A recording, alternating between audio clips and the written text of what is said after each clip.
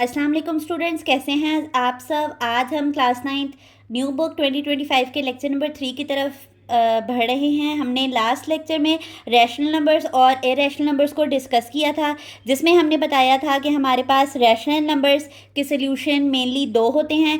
या तो हमारे पास आंसर होगा टर्मिनेटिंग डेसिमल फ्रैक्शन, या फिर हमारे पास होगा नॉन टर्मिनेटिंग। और नॉन टर्मिनेटिंग भी कौन सा वाला होगा, जिसमें आपके पास वैल्यूज़ रिपीट करती होंगी, रीकरिंग डेसिमल फ्रैक्शन होगा वो। ठीक है, ये रैशनल नंबर्स की मैंने आपके लिए मेन सारी एग्जांपल्स एक्सट्रैक्ट करके यहाँ पे लिखी हैं। और यहाँ पर मैंने आपके लिए इरेशनल के लिए, जिसमें हमने कहा था कि इरेशनल के लिए स्पेसिफिकली वन ही सोल्यूशन एग्जिस्ट करेगा और वो होगा नॉन टर्मिनेटिंग। और नॉन टर्मिनेटिंग भी कौन सा वाला, जो कि नॉन रीकरिंग होगा, यानी कि हमारे पास पॉइंट में वैल्यू रिपीट नहीं करेगी। तो आपके लिए मैंने मेनली एग्जाम्पल्स यहाँ पर एक्सट्रैक्ट करके लिखी हैं, ताकि आपको जब आप एक्सरसाइज के क्वेश्चन की तरफ मूव करें तो आपको ईजी फील हो कि हमने कैसे गेस करना है देखते ही। तो बेसिकली आपको कुछ बातें बतानी है यहाँ पर कि आपके पास जो सेट ऑफ रियल नंबर्स है ना, वो सबसे लार्जेस्ट सेट है वर्ल्ड का, जिसमें हमारे पास ये all the categories of numbers जो हैं वो उसके अंदर ही कवर होती हैं।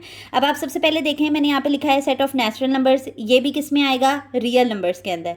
होल नंबर्स जो कि 0 से स्टार्ट होते हैं, ये भी रियल नंबर्स के अंदर आते हैं। सेट ऑफ इरेशनल नंबर्स, ये भी आपके पास रियल नंबर्स में आते हैं। सेट ऑफ रैशनल नंबर्स, ये भी रियल नंबर्स में आते हैं। सेट ऑफ इंटीजर्स, वो भी आपके पास किस में आते हैं, रियल नंबर्स में आते हैं। तो जब हम रैशनल नंबर की एग्जांपल्स डिस्कस कर रहे होंगे तो उसमें हमारे पास नेचुरल नंबर्स भी कवर होंगे, होल नंबर्स भी कवर होंगे, और सेट ऑफ इंटीजर्स भी कवर होंगे। और रैशनल बजाते खुद तो फ्रैक्शन फॉर्म वाले तो आएंगे ही, लेकिन आपको मेनली ये बताने का मकसद ये है कि जब हम एग्जांपल्स देख रहे होंगे तो हमने यही नहीं देखना कि वो p/q फॉर्म में लिखा हुआ है। वो हो सकता है कि कोई नेचुरल नंबर भी आपके पास as a rational number consider हो रहा हो, कोई आपके पास होल नंबर भी रैशनल नंबर के तौर पे डील हो रहा हो। ठीक है, तो ये आपको मेनली बताने का मकसद ये है कि जब अभी मैं आपको एग्जांपल्स बताऊं तो आप फ़ौरन से पिक कर लें कि ये इस कैटेगरी से ताल्लुक़ रखता है, इस वजह से ये आपके पास क्या है, रैशनल नंबर है। ठीक है, तो सबसे पहले हम रैशनल नंबर की एग्जांपल्स को डिस्कस करते हैं। सबसे पहले एग्जांपल तो मैंने आपको बेसिक सी एग्जांपल दी है कि 1/2 ऑब्वियसली p/q फॉर्म में लिखा हुआ है, तो हम उसको क्या बोलेंगे कि ये रैशनल नंबर है। इसका आंसर भी टर्मिनेट कर गया है, तो टर्मिनेट करने की वजह से हम इसको तब भी बोलेंगे कि अगर हमारे पास 1/2 ऑप्शन नहीं होती, हमारे पास 0.5 होती है, हमने तब भी इसको क्या बोलना है कि ये क्या है, रैशनल नंबर है। ठीक है, उसके बाद आपके पास 1/4, ये भी रैशनल नंबर है, टर्मिनेट कर गया है। -8/25, अब देखें ये सेट ऑफ इंटीजर्स में से लिया गया है। -8 आपके पास negative value set of integers में होती है ना, तो ये भी आपके पास क्या है, रैशनल नंबर है। इसके अलावा सिंपल 20 लिखा हुआ है, तो ये नेचुरल नंबर है, लेकिन नेचुरल नंबर को भी हम as a quotient form, as a fraction form बता सकते हैं, तो ये भी हमारे पास क्या है, रैशनल नंबर है।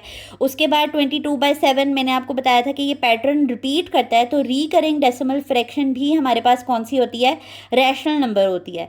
इसके अलावा 4/9 ये भी रीकरिंग है, रिपीट्स इनफाइनाइटली है, इस वजह से ये रैशनल नंबर है। इसके अलावा 0/1 का मतलब है कि उसका आंसर 0 आता है, ये एक होल नंबर है, इस वजह से भी ये रैशनल नंबर है। इसके अलावा 1/0 को कभी भी आपने रैशनल नंबर नहीं कहना, क्योंकि मैं आपको डिटेल में पिछले लेक्चर में बता चुकी हूँ कि ये अनडिफाइंड आंसर होता है, तो इसको इस तरह के नंबर को कभी भी आपने रैशनल नंबर में नहीं बताना। ठीक है, होप आपको रैशनल नंबर की सारी एग्जांपल समझ आ गई होंगी। अब हम डील करते हैं इरेशनल नंबर्स को। तो मैंने आपको बताया था इरेशनल की मेनली 3 एग्जांपल्स होती हैं, जिससे आपको फ़ौरन से गैस आउट कर लेना है कि ये तो पक्का इरेशनल नंबर है। एक तो ये कि कोई पाई के साथ लिखा हुआ हो, 2π 3π 4π इस तरह करके लिखा हो, तो वो इरेशनल नंबर है।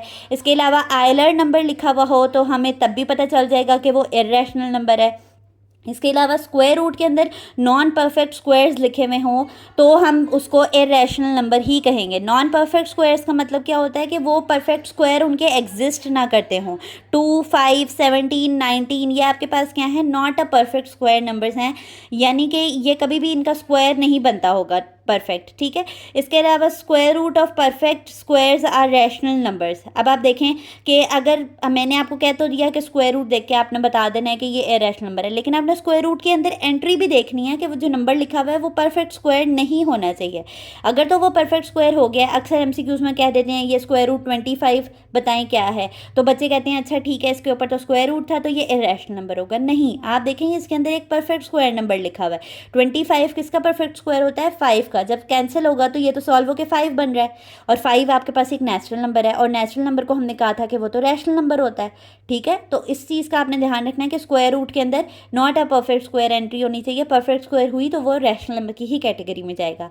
होप आपको ये एग्जाम्पल सारी समझ आ गई होंगी, और अब आप देखेंगे कि कितनी आसानी होगी आपको एक्सरसाइज के क्वेश्चंस की तरफ मूव करने में और पिक आउट करने में कि कौन से नंबर्स रैशनल नंबर हैं और कौन से इरेशनल। आज के लिए इतना ही, अल्लाह हाफिज़।